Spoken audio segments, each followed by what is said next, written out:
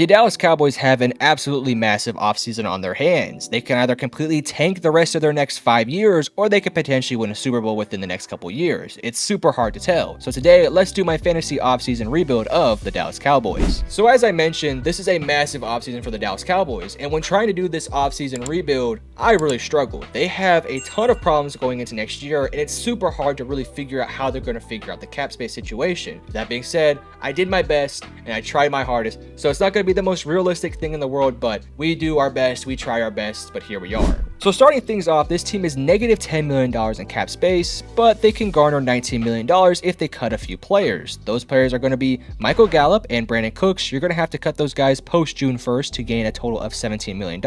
And with the recent news that Leighton Vander Esch might retire, you can go ahead and cut him to garner an additional $2 million.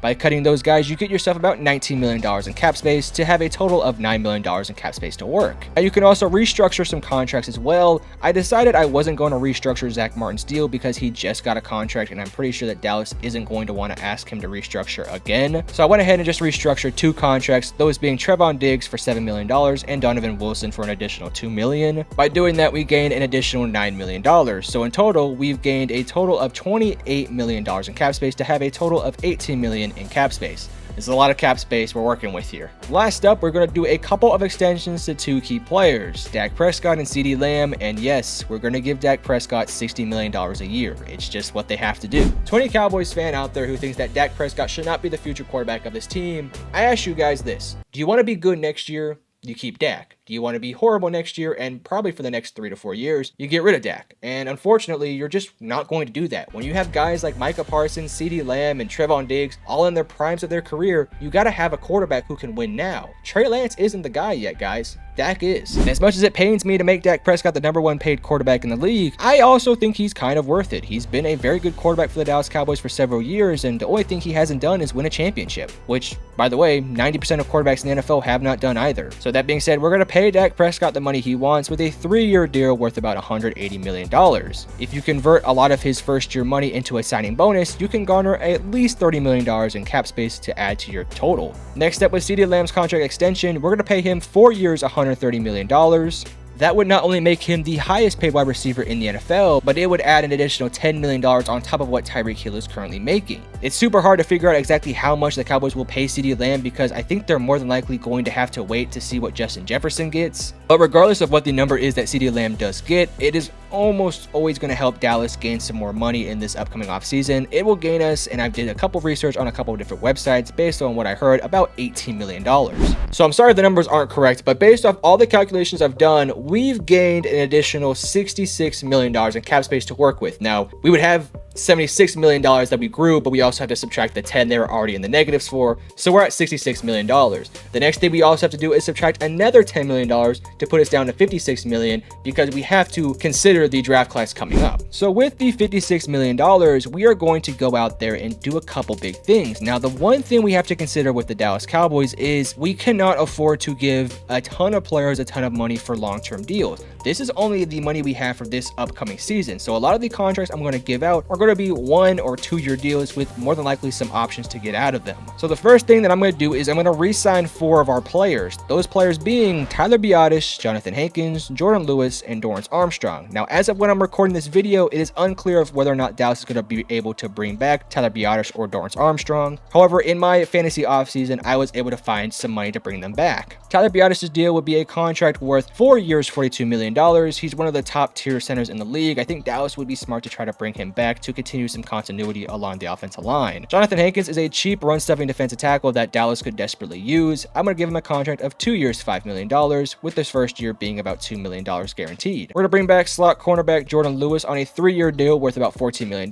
Cowboys fans think he's trash, but in reality, he's actually one of their better slot corner options out there right now. I don't see anyone really finding a better, or I don't see Dallas finding a guy who can be better than him in the draft or in the offseason, so I think you kind of have to bring him back. And lastly, Dorrance Armstrong Armstrong is going to be getting a contract of 3 years, $27 million. Now, if you a couple of my other rebuilds, you would know that I gave him that same contract to a couple other teams. Dorrance Armstrong is just a very solid rotational defensive lineman. I wouldn't say he's a top priority for Dallas to bring back because they already have Micah and DeMarcus Lawrence, and they can probably draft a third-round defensive lineman to be a rotational guy. However, Dorrance Armstrong has proven to be a very good rotational lineman for them, so I brought him back with the money I had. Next, we're going to move on to the free agency markets. Again, I don't have a ton of money I can hand out here, and I also can't hand out a ton of long-term deals. So with what I was able to do, this is the best I could get, and I think I did a pretty good job. The number one thing I'm going to look to address on this offense is going to be a running back, a new left guard, and a new wide receiver. So in the wide receiver position, I decided to bring back Cedric Wilson on a 1-year deal worth about $4 million.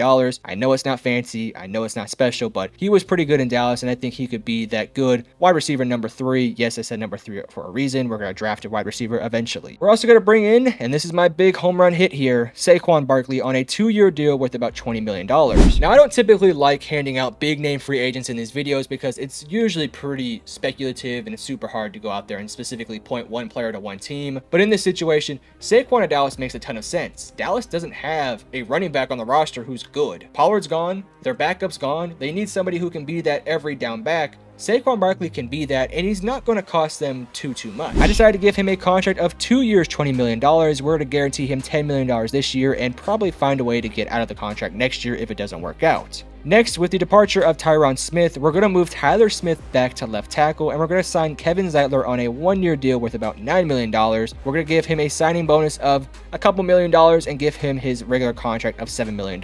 I'm not too sure how the contract stuff will work out there, but we can probably find ways to make a lot of his money bonus money, so if any of the money doesn't work out, then that's probably why. Zeitler will fill in at that left guard spot. He was with Baltimore last year and was very good for them. He's going to fill in a really solid role for the Dallas Cowboys. Next up on the defense, I decided to really focus in on the linebacking room because in my opinion, that is Dallas's biggest defensive flaw. I went ahead and got Tyler Dodson on a 3-year deal worth about $14 million. He's from the Buffalo Bills and has proven to be a very good rotational linebacker for them. He's going to bring in a rotational option who's going to probably play a little bit behind Damone Clark, but is also going to get some playing time here and there. Big get on this defense is going to be Devin White on a 2-year deal worth about $21 million. Now, I'm just using the market value for a lot of these players on what I've read online. Devin White has his flaws, and he's definitely not a perfect linebacker, but he is by far and away the best prospect that Dallas could potentially get. I'd give him about 10.5 this year and 10.5 next year. Dallas probably wants to keep him long term. The last thing I wanted to do is with the departure of Jaron Curse, we're going to need some new safeties in this backfield. We already have Donovan Wilson and Malik Hooker locked up for next year, so I'm not too worried about the safety position, but I did want to bring in a guy who could potentially fill a role for Dallas. I'm going to be bringing in Jeremy Chin on a 1-year deal worth about $3 million. So with my free agency, we spent about $39 million to bring in 6 different players. Again, Saquon, Kevin Zeitler, Devin White, Tyrell Dodson, Jeremy Chin, and Cedric Wilson. Now let's go on to the NFL draft. In the NFL draft, my number one priority was to go out there and get a wide receiver 2 to add alongside CeeDee Lamb. So I had to choose between Brian Thomas Jr. and Adonai Mitchell, and quite frankly, I am so split that I don't care who you take in that situation. Brian Thomas Jr. is more of your dynamic downfield go-getter type of guy. He's not much of a route runner and definitely needs to work on that, whereas Adonai Mitchell is much better in the route running department. In a sense, Adonai Mitchell is very similar to CeeDee Lamb in the way he moves around, just sort of plays football. Now, he's not going to be a slot guy like CeeDee Lamb can be. He's going to be somebody who's always going to play on the outside. So I do think I am going to lean slightly into Adonai Mitchell. I'm kind of talking myself into it. So we're going to go ahead and draft Adonai Mitchell as our first round pick. Next up at pick number 56, Dallas could desperately use a run-stuffing defensive tackle. And I don't know if there's anybody out there in this class who's better than T'Vondre Sweat. Now, if you've watched a couple of my videos, he is kind of a reoccurring theme player that I draft to a lot of different teams because I think he makes a ton of sense to a lot of teams. If he's hypothetically not available, I think Chris Jenkins from Michigan could also make a ton of sense. I know Dallas fans have a little bit of PTSD from Mozzie Smith and Michigan, but Chris Jenkins is a pretty good player himself. That is somebody that Dallas could have fill in as that run-stuffing defensive tackle, as Dallas's run stuffing has really struggled the past couple years, especially when Jonathan Hankins has not been healthy. Hopefully Mozzie Smith can take some steps next year, but T'Vondre Sweat or Chris Jenkins would also fill a major need for the Dallas Cowboys. Next up, Dallas is going to need a change of pace back alongside Saquon Barkley and somebody who's going to be their future running back in the next couple years. So I went with Jalen Wright in the pick number 87. People compare him to Alvin Kamara. I can definitely see it. He sort of has that feel and vibe to him very similar to Alvin Kamara. He can be your change of pace back alongside Saquon Barkley, so you're not putting too much much production on Saquon's legs. You could probably give Saquon about 12 to 15 carries a game and Jalen Wright about 8 to 10 carries a game alongside with him. You could also have Jalen Wright on a lot of your passing down stuff as well. I think that would bring in a lot of really good production in the running back room that Dallas just did not have last year. So with all that being said, we do have a little bit of money left over, but I did that just sort of make up for any mathematical flaws I had in this fantasy offseason. Again, I had to use a lot of different sources, and I also had to use some mental math and the best at math. So if I make mistakes, you guys tell me in the comment section below. But with that being said, in the offseason, we were able to do a lot of really good things. We ultimately kept Dak Prescott at the quarterback position, but we also had to make a ton of changes along the offense. For starters, our new running back is Saquon Barkley and Jalen Wright. Our new wide receiver group is going to be CeeDee Lamb, Brian Thomas Jr., and Cedric Wilson. Yes, I am concerned about that wide receiver 3 position, but they weren't getting a lot of production out of Michael Gallup anyway, so hopefully Jalen Tolbert and Kevontae Turpin can do something next year. Tight end room, you still have Jake Ferguson, and hopefully Luke Schoonmaker can do something. You still have Hunter Luepke as your fullback. Your offensive line now looks like Tyler Smith at left tackle, Kevin Zeitler at left guard, Tyler Biadasz at center, Zach Martin at right guard, and Terrence Steele at right tackle. Defensively, you still have the majority of your guys still intact. You still have DeMarcus Lawrence, you still have Micah Parsons, you still have Dorrance Armstrong and Osa Digazua. You can now add a guy like T'Vondre Sweat now in the defensive tackle room.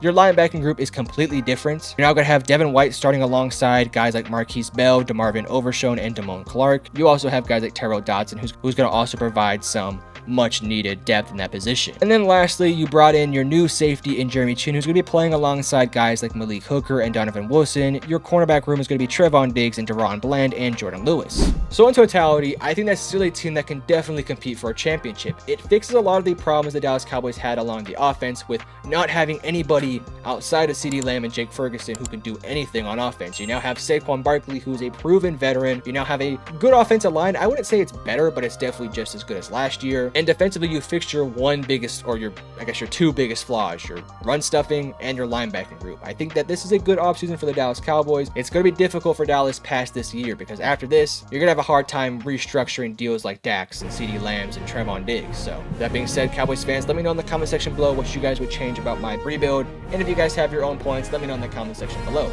I love you guys. Peace.